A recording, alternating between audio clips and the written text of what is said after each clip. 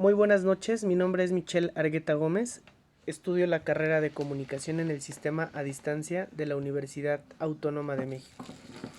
Antes de comenzar, me gustaría agradecer a la audiencia que nos acompaña, especialmente al docente de la asignatura de Economía, Jorge Luis López Vara, por la invitación para participar en la conferencia académica dedicada al tema de la globalización. Bien, con base en la lectura Economía de la Globalización de Ángel Martínez González Tablas, podemos entender como globalización al resultado de un proceso histórico derivado de la apertura y de la interrelación entre los espacios y del aumento de las relaciones externas. Aparece cuando el ámbito mundial se afirma como espacio de origen de causas, es decir, de elementos de los que proceden factores de influencia, de funcionamiento y reproducción de relaciones y comportamientos determinantes, de incidencia, de impactos y consecuencias. El grado de globalización será tanto mayor cuanto más intensa sea esa afirmación y menos relevantes las de otra procedencia. Hay comportamientos ecológicos, comunicacionales, culturales, ideológicos, jurídicos, políticos, sociales, técnicos, militares y económicos que reúnen las condiciones para ser considerados globales. Tiene naturalezas, intensidades, condiciones de reversibilidad e implicaciones por demás dispares. La globalización ecológica y comunicacional impone con la fuerza de los hechos, modifica la infraestructura sobre lo que se desarrolla el comportamiento económico y responde lo ecológico a una lógica sistemática distinta de la economía, pero con fuertes intersecciones con ella. La globalización social aparece en la medida en la que las clases, organizaciones, relaciones y movimientos de tal carácter existen y se reproducen en el espacio mundial y no como mera adición de las propias de espacios inferiores. La globalización ideológica se genera cuando las ideas, valores y representaciones de la realidad se entremezclan, mostrando un grado de vigencia muy irregular. No es objetiva, con un margen de libertad limitado respecto a la base económica, pero en modo alguno fruto mecánico de esta. La globalización política es una variante que recorre distintos ámbitos asociados a lo político, la seguridad y la dimensión militar. Contiene la reversibilidad propia de los fenómenos de esta naturaleza e impactos significativos sobre el comportamiento de la economía. Para poder entender más sobre el tema, me parece pertinente compartir dos movimientos sustraídos del libro La Era de la Información de Manuel Castells, que expone perfectamente el proceso de globalización. El caso del movimiento civil zapatista, que opone la solidaridad social a la delincuencia organizada desde el poder del dinero y del gobierno, también ve la reencarnación de esta opresión en la forma actual del nuevo orden global. El Tratado de Libre Comercio y las reformas liberalizadoras emprendidas por el presidente Salinas, que no logró incluir a los campesinos e indios en el proceso de modernización. A esta crítica, compartida por todo el movimiento, Marcos y otros añadieron su propio desafío al nuevo orden global, la proyección del sueño socialista, revolucionario más allá del fin del comunismo y la desaparición de los movimientos guerrilleros en Centroamérica. Así pues, la oposición zapatista al nuevo orden global es doble. Luchan contra las consecuencias excluyentes de la modernización económica, pero también desafían la inevitabilidad de un nuevo orden geopolítico bajo el cual el capitalismo se acepta de forma universal. El caso de los patriotas clandestinos se constituyen en células autónomas y clandestinas que establecen sus blancos propios de acuerdo con opiniones que dominan todo el movimiento. Su ideología, más allá de la oposición común al nuevo orden mundial y al gobierno federal, está muy diversificada.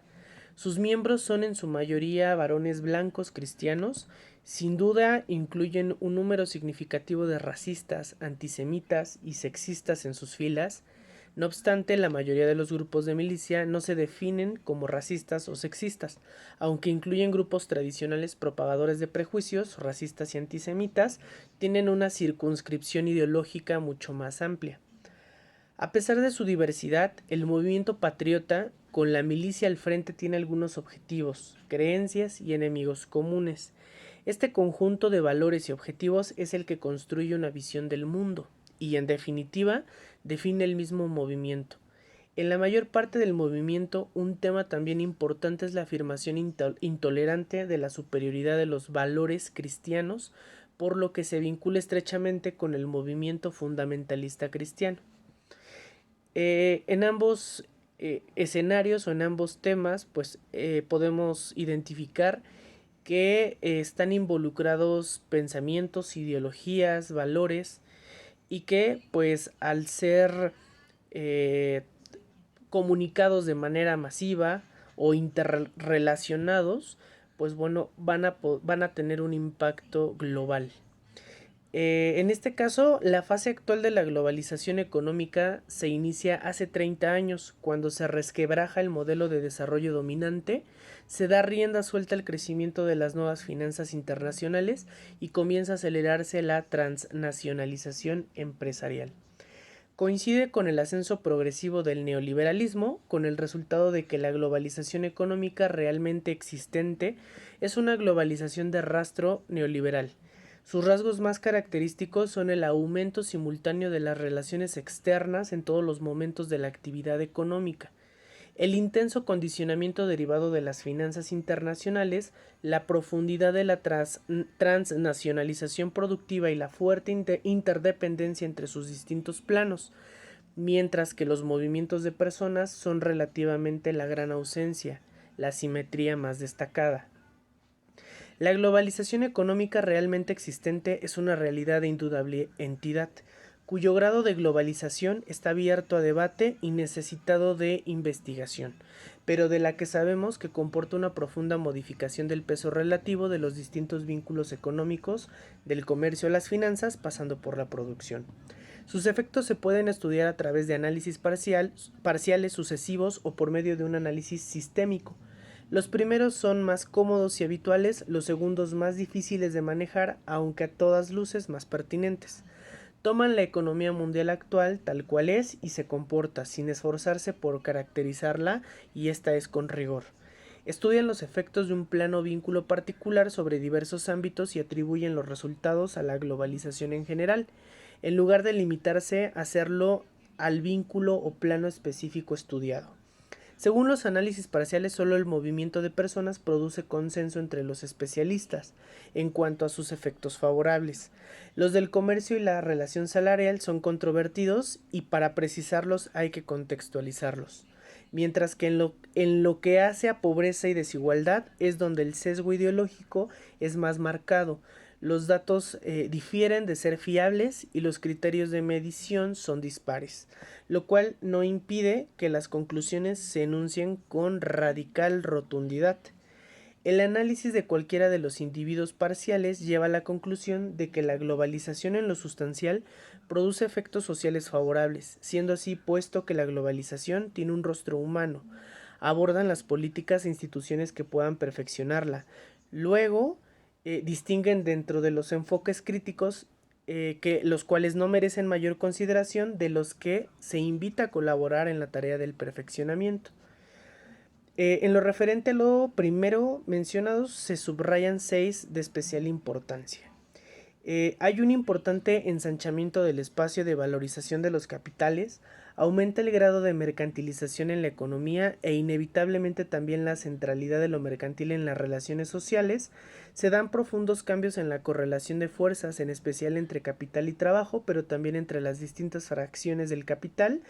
Hay importantes modificaciones en la formación de la demanda, afloran nuevos problemas de cohesión social en el seno de las sociedades tradicionales y también en el espacio mundial.